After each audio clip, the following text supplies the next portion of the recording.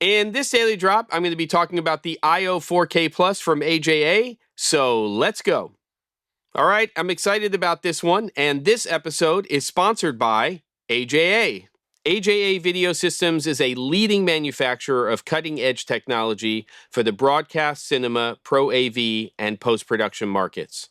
To find out more, visit aja.com. I also want to say that I've been using AJA's products for over 20 years, and besides the exceptional reliability of their products, I have found that over the years, their customer support, for me personally, is second to none. It is almost unheard of nowadays to see a customer support phone number on a website, let alone being able to pick up the phone and getting a real person to help you with your questions almost immediately. It was like that over 20 years ago for me when I would call them up for support, and today I had a couple of extra questions on the IO 4K Plus. I got somebody right away who helped me for as long as I needed to get my questions answered. So again, exceptional reliability and exceptional customer support. Okay, that's just my own personal testimony, but let's get into this IO 4K Plus. This is a workhorse of a product that can be used in virtually any production or post-production environment. It works with Mac OS, it works with Windows, it works with Linux on a PC, and the things that you can do with it are just kind of mind-boggling. And I'm only going to scratch the surface in this particular video, but let's take a look at what this box is. So it is part of their mobile I/O devices, and just like the T-Tap Pro, which I have right here, I wanted to talk about products on the Daily Drop that can be used for standard definition, high definition productions, but that can also be used for 4K productions. So I recommend that you take a look at the T-Tap Pro video as well, but that's really a device that is connecting to your computer over Thunderbolt and then getting a signal out via SDI or HDMI all the way up to 4K 60p. This is an in and out device. And what we have here, taking a look at the back of the unit, is we have a couple of BNC connectors here. The first one, this is for linear timecode in or reference in. So you could use something like a sync generator to get that in for Genlock-based workflows. LTC out for linear timecode out. And then we have 4 SDI ports on here that can be used for various different inputs and outputs.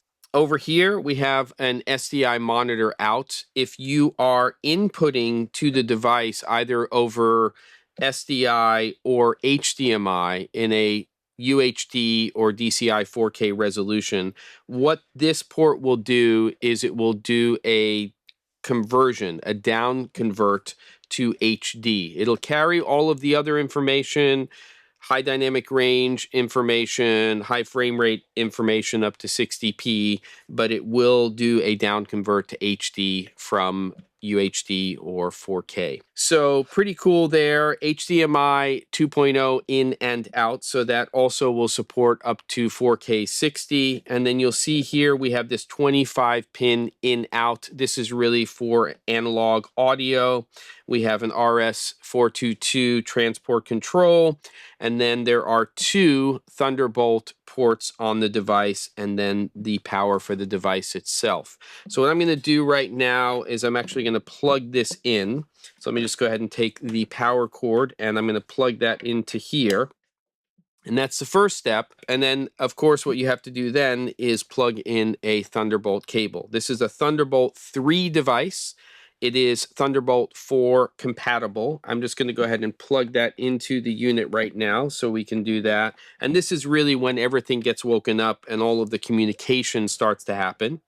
You'll hear the fan kick in. It's on low right now. We can use the control panel later on to set that to high. If you were in a production environment and this was for a live event or a broadcast event, you may just want to run those fans on high all the time anyway. But right now it's on auto. I can hear that the fans are on low when they kick in, which they might when we're doing stuff. You'll hear they're a little bit louder. Okay, so that's the Thunderbolt plugged in there. And what I'm going to do actually, now that it's connected to the computer, is I'm just going to start playing back a clip using their control room software. So now that I'm playing back a clip that has embedded audio, you'll see audio meters here on the front. There's a headphone jack for monitoring. There's a volume knob here, which you can depress so it doesn't actually change very easily. And we're really ready to go. But one thing I would suggest is anytime you're using a device like the IO 4K Plus or also something like the T-Tap Pro, go to AJA's website, to their support section, choose the device that you're going to be using, and download the appropriate software, because that's really command central for using a device like this.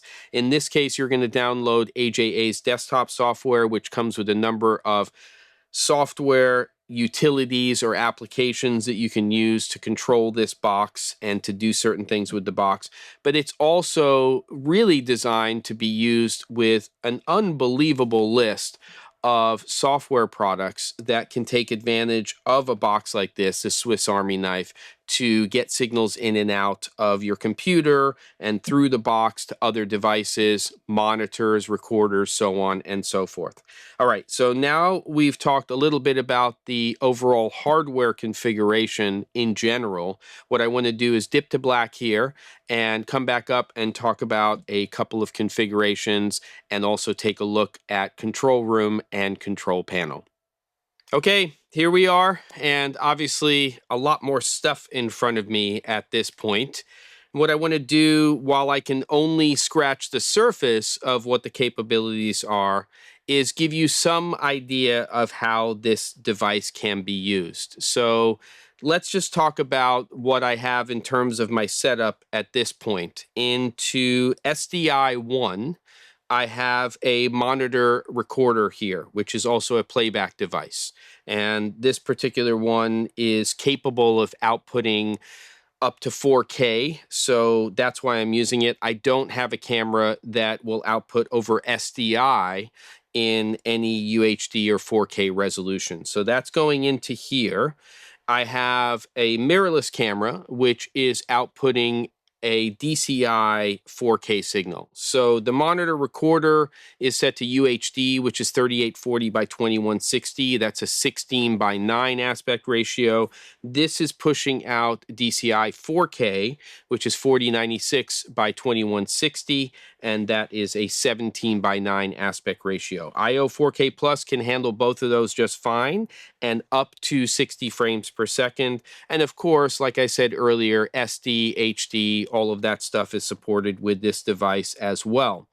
This is output to the HDMI in of the device, and then coming out of the HDMI 2.0 out to this monitor. So this is a UHD monitor. It doesn't do DCI 4K, and that's what's pushing the signal out. Now, when you have this all connected and you have things plugged into the in ports, the out ports, obviously the SDI ports can be in or out, you do need a way to control all of that flow. And as part of the desktop software that you download from AJ's website, there is the control panel. And that's really command central when it comes to the communication of what's happening with this box when it's talking to not only the control room app from AJA, but more importantly, all of the different apps that support and communicate with the IO 4K Plus. And those apps are absolutely extensive in terms of what is available and that you can use. They all work slightly differently, but again, the control panel is command central when it comes to this stuff. So what we're going to do is hop over to the computer, take a look at that control panel, and see how extensive the options are. I'm just going to click through first the different option categories that you have inside of here, and you can see again tremendous functionality that is part of this, including a downstream keyer and extensive audio support. And if I come back up here to the control section, you can see that right now under default state I have it set to test pattern. Right now my test pattern is set to black, but you can see here if I choose color bars, let's say 75%, then that will output and display on my output device. Also, when we are taking a look at our flow here, we have our inputs on the left-hand side, we have our playback here in the middle, and then our output here. Because I have more than one device plugged into the I/O 4K Plus, I can choose specifically where my input is and where I want it to come from. For instance, right now it's SDI 1, but if I change that to HDMI, it will now switch that input signal to this mirrorless camera that I'm using, and you'll see that the flag is different. Up for the SDI input, it says UHD progressive 23.98. For the mirrorless camera, it's seeing that 4096 by 2160 signal, so it's flagging it as 4K progressive 23.98. So that's the basic setup here in terms of that kind of stuff. I do want to mention that when you are inputting a 4K signal into the I/O 4K Plus, or in this case I have two, one is UHD and one is DCI 4K, that you can only use one of those at a time in terms of your routing. You're not using both of them at the same time. And when you're talking about the SDI ports, if I'm taking a 4K signal, or in this case UHD signal, into SDI 1, it will disable SDI 2. SDI 3 will be a pass-through at whatever that frame rate and resolution was. And then SDI 4 here and the SDI monitor out will basically be a down-converted HD signal, but will retain all of the support of, in this case, 10-bit, 12-bit, HDR, high frame rate in terms of what the device itself can support. So again, control panel is really command central when it comes to this. When you are setting all of your settings with the device, it's important to make sure that those things are matching what you want to be doing with the device in terms of your input, your playback, your outputs. All of that stuff can be configured, but as overwhelming as control panel can seem when you're looking at it, most of the stuff in the control panel can be set to auto, and it will just trickle, and it'll basically see the signal that's coming out of a device and allow you to make that signal just flow through to your software, etc. Now, the software side of it also with that compatibility has to do with outputs. So once you've set up your control panel the way you want, you would go into, for instance, Premiere Pro or Final Cut Pro or whatever software, OBS, that you're using, and you would just set it up so that it is using the I/O 4K Plus as the device, especially when you're using it for monitoring externally. Okay, so what I'm going to do now is I'm actually going to change my input back to SDI 1. So we are now feeding that signal from this device right here.